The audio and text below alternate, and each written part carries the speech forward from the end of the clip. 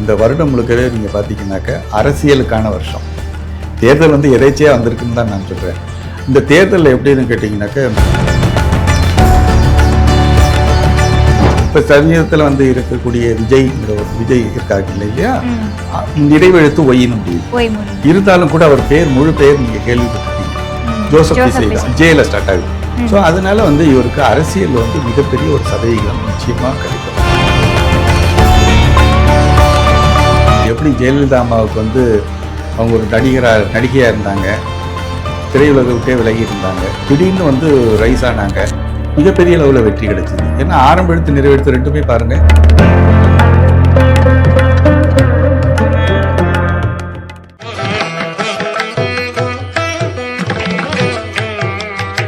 ஹாப்பியா, ஹெல்தியா, ஜாலியா ஒரு லைஃப்.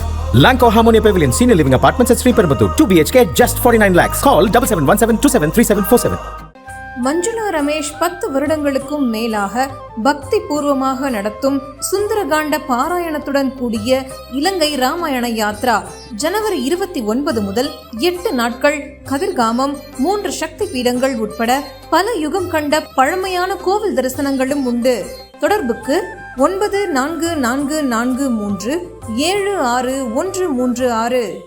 திருவருள் டிவி நேயர்களுக்கு வணக்கம்.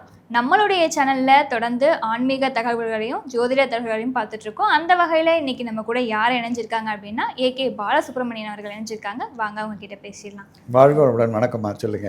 எப்படி இருக்கீங்க? நல்லா இருக்குமா? நல்லா சூப்பர் சார். 2026 ஆரம்பிக்கும் பொழுதே நம்ம எல்லாருக்குமே முதல்ல ஞாபகம் வருது என்ன அப்படின்னா தேர்தல். அந்த கூட்டு என்ன அப்படின்றது எப்படி சார் இருக்குது? அரசியல் வாழ்க்கைக்கு அது ஏதுவானதாக இருக்குமா? யார் வந்து ஜெயிக்கிறதுக்கான வாய்ப்பு இருக்குது அப்படின்றது எண்கள் மூலமாக சொல்ல முடியுமா? இப்போ நம்ம கடந்தது 2025, அது பார்த்தீங்கன்னாக்க 9 செவ்வாயினுடைய ஆதிக்கம். செவ்வாயினுடைய ஆதிக்கம் நமக்கு எல்லாருக்குமே தெரியும்.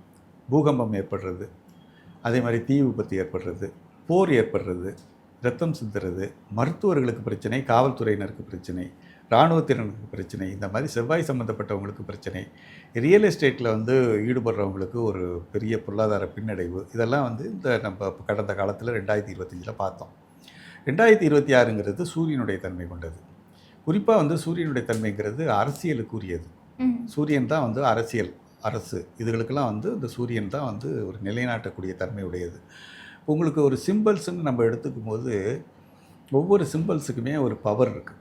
இப்போ அந்த பவர் வந்து நீங்கள் பார்த்தீங்கன்னாக்கா 1ஆம் நம்பர் ஆதிக்கம் அப்படிங்கிற போது, இந்த 1ஆம் நம்பர் ஆதிக்கத்தில் உங்களுக்கு எழுத்துக்கள் நான் உங்களுக்கு குறிப்பிட்டு சொல்கிறேன். இந்த சூரிய எழுத்துக்கள்னு ஒன்று இருக்குது. சூரிய எழுத்துன்னு நீங்கள் பார்க்கும்போது AIJQY. அதே மாதிரி சூரிய தன்மை கொண்ட எழுத்து இன்னொன்று இருக்குது, அது வந்து U. இந்த 6 எழுத்துக்கள் இருக்குது பார்த்தீங்களா? இந்த 6 எழுத்துக்களும் இருக்கிறவங்க அரசியலில் மிகப்பெரிய வெற்றி அடைவாங்க. நீங்கள் வந்து அது வந்து ஆரம்ப எழுத்தாக இருக்கலாம் அல்லது நிறைவெழுத்தாக இருக்கலாம். ஆரம்ப எழுத்து, நிறைவெழுத்து நீங்கள் கால்குலேட் பண்ணிக்கிங்க. AIJQYU. அப்போ 6 எழுத்து இதில் வருது. இந்த எழுத்தை நீங்கள் கணக்கீடு பண்ணிங்கனாக்க இப்போ அரசியலில் இருக்காங்க, யார் இருக்காங்கன்னு பார்த்துக்கங்க. இப்போ சமீபத்தில் வந்து இருக்கக்கூடிய விஜய் இருக்காங்க இல்லையா, நிறைவெழுத்து ஒய்ன்னு முடியுது. இருந்தாலும் கூட அவர் முழு பேர் நீங்கள் கேள்விப்பட்டிருப்பீங்க, ஜோசப் விஜய் தான். ஜேல ஸ்டார்ட் ஆகுது. ஸோ அதனால வந்து இவருக்கு அரசியல் வந்து மிகப்பெரிய ஒரு சதவிகிதம் நிச்சயமாக கிடைக்கும். இந்த எழுத்து வந்து இது வந்து மேட் ஃபார் பாலிடிக்ஸ். இவங்க வந்து பாலிடிக்ஸுக்காக உருவாக்கப்பட்டவங்க. விஜய்னு கூப்பிடும்போது விங்கிற எழுத்து என்ன பண்ணணும்னா கலைத்துறையில் மிகப்பெரிய வெற்றியை கொடுக்கும். ஷார்ட் நேம், காலிங் நேம் அது. ஆனால் முழுமையாக பார்க்கும்போது நம்ம 2 எழுத்துமே வந்து பார்த்திங்கனாக்கா சூரிய எழுத்துக்களில் இருக்கிறதுனால இவருக்குன்னு ஒரு குறிப்பிட்ட பர்சன்டேஜ் ஆஃப் ஓட்ஸ் இருக்குது பார்த்தீங்களா, கண்டிப்பாக இவருக்கு கிடைக்கும். இவருக்கு அடுத்தபடியாக போட்டியாளராக யார் இருக்காங்க? எடப்பாடி பழனிசாமி இருக்காங்களா? அவருக்கு ஐயில் முடியுதா பேர்? ஐயில் முடியும் போது ஸோ அவருக்குன்னு ஒரு அழுத்தம் அங்கே இருக்குது.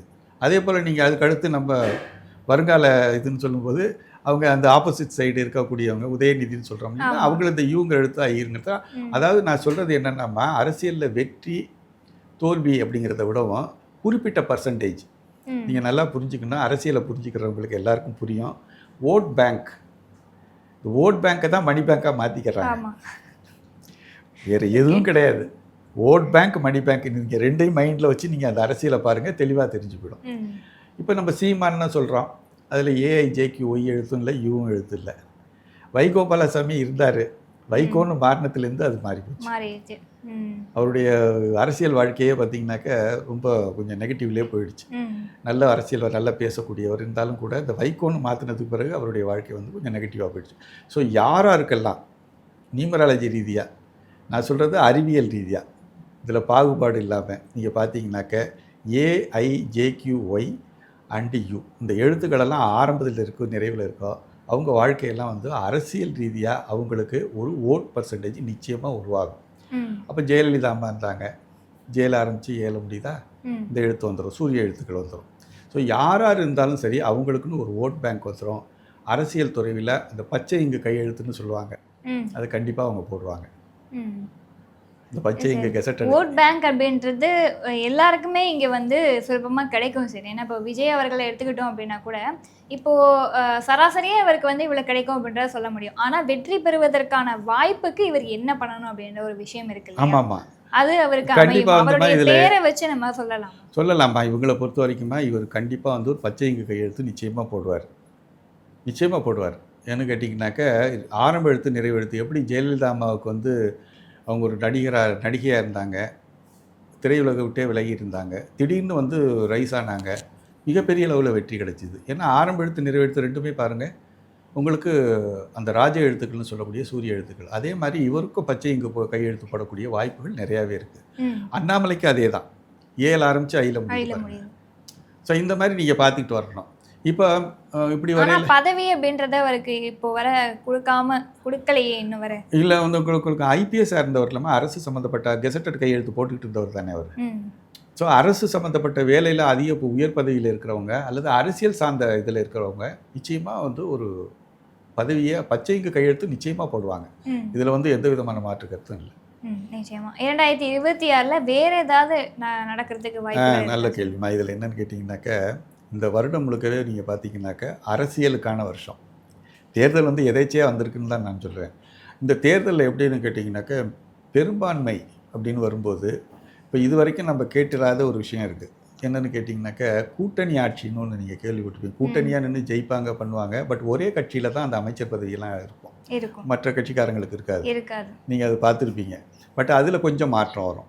கூட்டணி கட்சிக்கும் பவர் கிடைக்கக்கூடிய வாய்ப்புகள் உண்டு. நிச்சயமாக வந்து இந்த பெரும்பான்மை வந்து ரொம்ப பெரும்பான்மையாக வருமா அப்படின்னு நம்ம சொல்ல முடியாது, கொஞ்சம் மிக்சடாக தான் வரும். ஏன்னா வந்து இந்த ஒரு பெரும்பான்மை கிடைச்சி போச்சுன்னு வைங்களேன், ஆட்சி அமைஞ்சிடும், பேச்சு வராது. ஆனால் சர்ச்சையாகும் போது என்னென்னு கேட்டிங்கன்னா சர்ச்சையாகும். இந்த வருஷம் பார்த்திங்கனாக்க இந்த தேர்தலில் பார்த்திங்கனாக்க ஒரு சர்ச்சைகள் ஏற்படும். தேர்தல் முடிஞ்சதுக்கு பிறகு ஒரு சர்ச்சைகள் ஏற்படும். அது மாதிரி அரசு அமைக்கிறதுல ஒரு முன்பின் ஏற்படும். அதே மாதிரி பார்த்திங்கனாக்க ஒரு பதவிகளில் வந்து பார்த்திங்கன்னா கூட்டணி ஆட்சி வரணும்னு சொல்லிக்கூடி அது மாதிரி பிரச்சனைகள் ஏற்பட்டு அது மாதிரி ஒரு கூட்டணி ஆட்சி அமையக்கூடிய வாய்ப்புகள் நிறையா இருக்குமா. 2025 பார்த்தீங்க அப்படின்னா அந்த சம்மர் டைமாக இருக்கட்டும், விண்டர் டைமாக இருக்கட்டும், ரொம்பவே அதிகமாக இருந்தது. இயற்கை சம்மந்தப்பட்ட பிரச்சனை 26 எப்படி சார் இருக்கும்? சூரியனுடைய தன்மை உடையது அப்படிங்கிறதுனால ரொம்ப உஷ்ணங்கள் அதிகமாக காணப்படும். இந்த வருஷங்களில் பார்த்திங்கன்னா உஷ்ணம் வந்து சூரியனுடைய தன்மை இருக்கிறதுனால உஷ்ணங்கள் அதிகமாக காணப்படும். அதே போல் பார்த்திங்கனாக்க சூரியன் சம்மந்தப்பட்ட உஷ்ண சம்மந்தப்பட்ட வியாதிகள் காணப்படும். குறிப்பாக வந்து இந்த கொரோனான்னு ஒன்று இருந்துச்சு பார்த்திங்களா, அது காணாமல் போயிடும். ஏன்னா சூரியனுக்கு ஒளிச்சதுக்கு முன்னாடி எந்த விதமான கிருமிகளும் இருக்காது.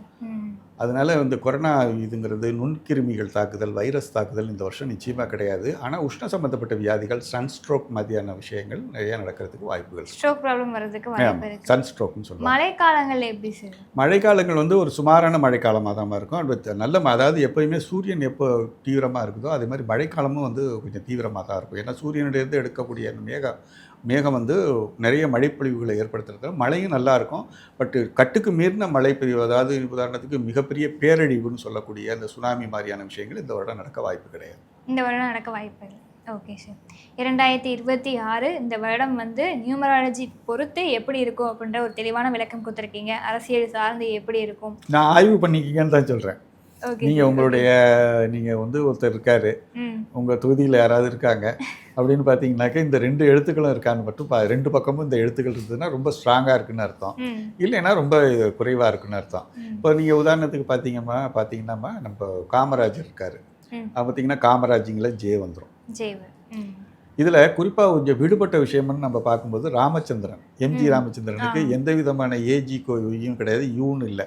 பட் இருந்தாலும் கூட அவர் அரசியல் வந்தது யார் காரணமாக இருப்பாங்கன்னு நான் நினைக்கிறேன்னு கேட்டிங்கனாக்க, மனைவி வந்து ஜானகி அம்மாள்னு இருந்ததுனால அந்த ஜேங்கிற எழுத்து, அந்த எழுத்து தான் இவர் வந்து அரசியலுக்கு வரவே காரணம். அது உதாரணத்துக்கு பார்த்தீங்கன்னாக்க, ஒன்று அப்பாவோட எழுத்து, அடுத்தது என்னுடைய எழுத்து, அல்லது குழந்தையினுடைய எழுத்து, அல்லது என்னுடைய மனைவியினுடைய எழுத்து. இந்த மாதிரி எழுத்துக்கள் வந்து தான் இதை நோக்கி கொண்டு செல்லும். இதை வந்து மிகப்பெரிய ஆய்வுக்கு உட்படுத்தி தான் நான் இதை சொல்கிறேன். ஸோ அதனால் வந்து இவங்களை பொறுத்த வரைக்கும் இந்த பக்கம் 2 பக்கமும் எழுத்துக்களை பாருங்கள். 2 பக்கமும் இந்த சூரிய எழுத்துக்கள் இருந்ததுனாக்க நிச்சயமாக அரசியலில் அவங்க பச்சை இங்கே கையெழுத்து போடுவாங்க. அதுக்கு இந்த வருஷத்துக்கு நிறைய வாய்ப்புகள் இருக்குது. ஏன்னா சூரியனுடைய வருஷம் இல்லையா? ஆமாம். சரி, 2026 எப்படி இருக்கும் அப்படின்றது ஒரு தெளிவான விளக்கம் கொடுத்துருக்கீங்க. ரொம்ப நன்றி. நம்ம வணக்கம்.